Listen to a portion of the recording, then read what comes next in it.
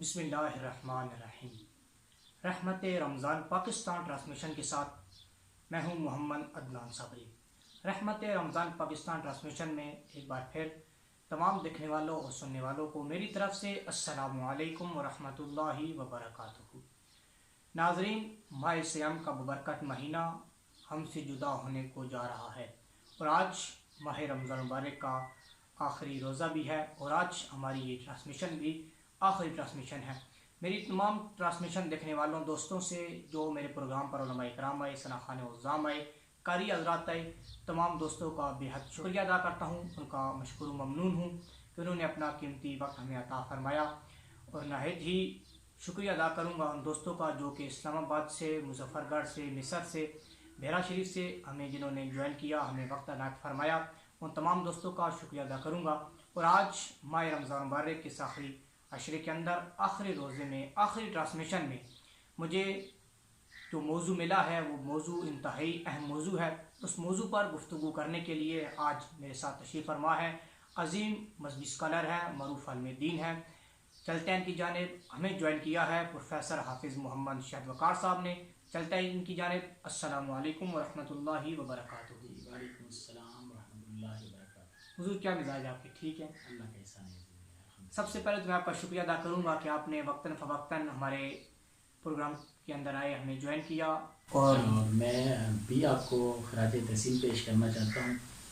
محمد عدنان صابری صاحب، بڑی آپ نے جانفشانی سے، محنت سے، لگن سے اور خلوص سے رحمت رمضان پاکستان ٹرانسمیشن کو آپ نے چلایا، پروگرام ریکارڈ کیے، ان کو عوام تک پہنچایا، بڑے اچھے طریقے سے آپ نے شرعی مسائل میں رہنمائی کی۔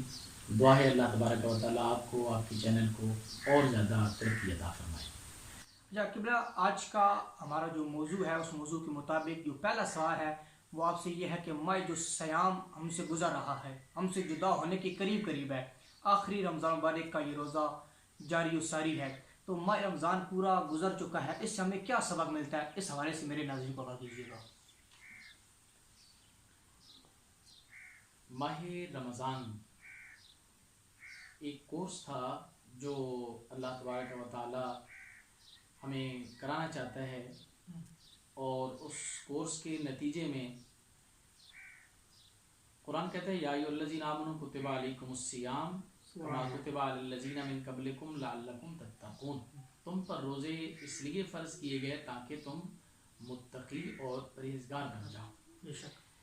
لیکن روزے کا سبق یہی ہے، ماہ رمضان کا سبق یہی ہے کہ جس طرح بندہ حالت روزہ میں حلال چیزوں سے اللہ کے حکم کی وجہ سے رک جاتا ہے، کھانا پینا یہ حلال ہے، لیکن صرف صبح صادق سے لے کر غروب آفتاب تک، اس لیے باوجود پیاسا ہونے کے پانی نہیں پیتا، باوجود بھوک کے کھانا نہیں کھاتا، اس لیے کہ میرے رب کا حکم ہے، رب کا حکم آ گیا۔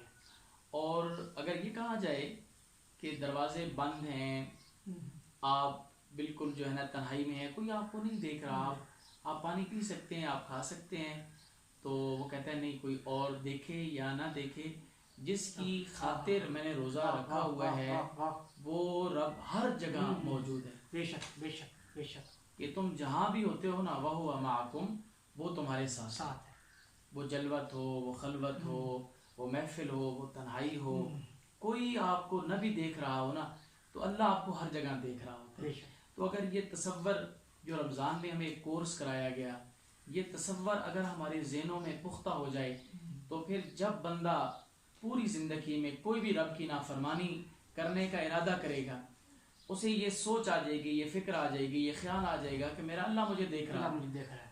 اگر وہ کسی مسند پہ بیٹھا ہوا ہے، سرکاری اہلکار ہے، رشوت لینا چاہتا ہے، تو رشوت لیتے ہوئے اگر اس کو یہ تصور آ جائے کہ میرا رب مجھے دیکھ رہا ہے، میں قیامت کے دن رب کو کیا جواب دوں گا۔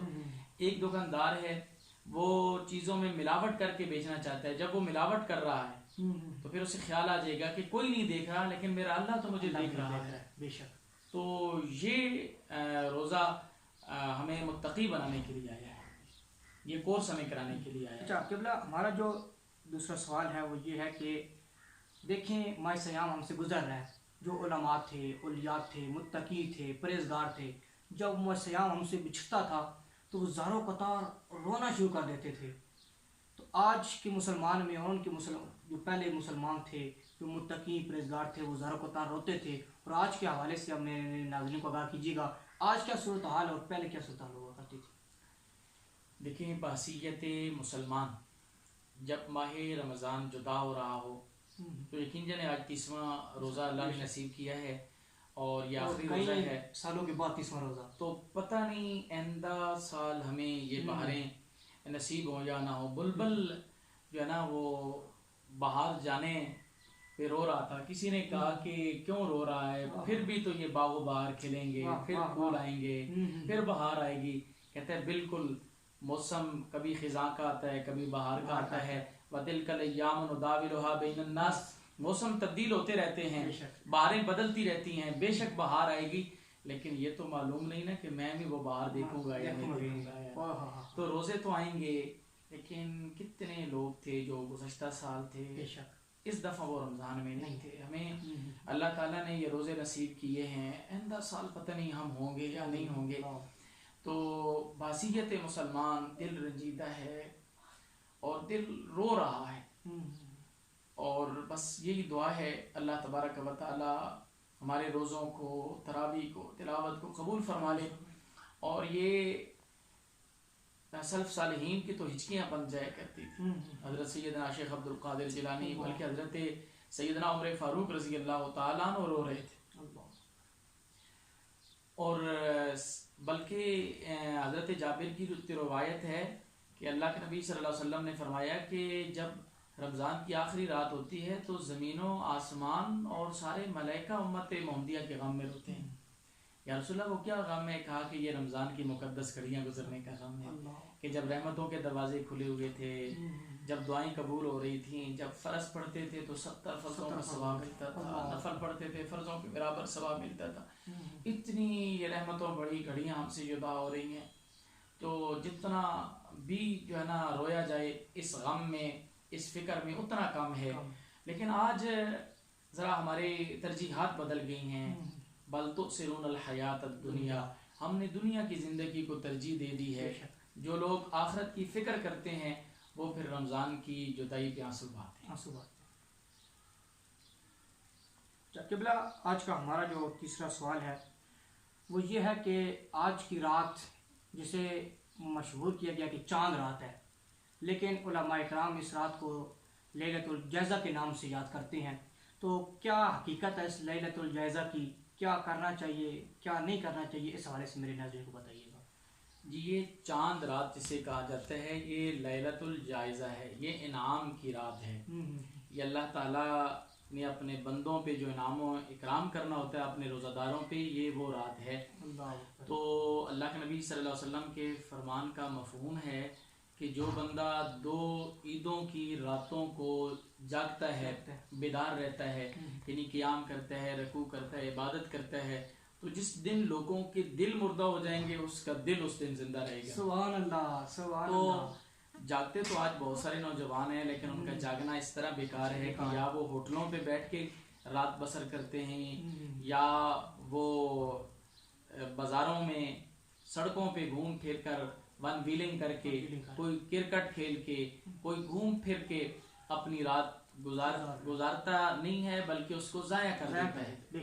تو جو لوگ بھی معتکفین ہیں اور جو لوگ روزے دار ہیں ان کو چاہیے کہ اس رات کی قدر کریں اور رب سے مانگیں. یہ اللہ کی عطا والی، اللہ کے فضل و کرم والی رات ہے، اور اپنے اعمال کا تو کوئی بھروسہ ہی نہیں ہے. بس سب کچھ اس کی کرم پہ تو امید ہے.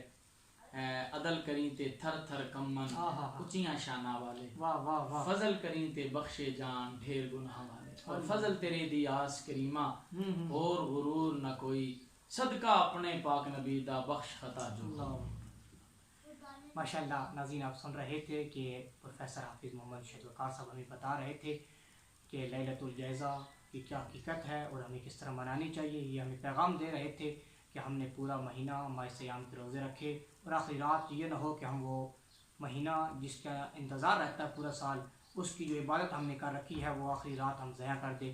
اس لیے ہمیں یہ کوشش کرنی ہے کہ ہم نے مساجد کا رخ کرنا ہے، نہ کہ بازاروں اور گلیوں کا، نہ ہوٹلوں کا، بلکہ مساجد میں جا کر نوافل کی صورت میں لیلۃ الجائزہ کو گزارنا ہے.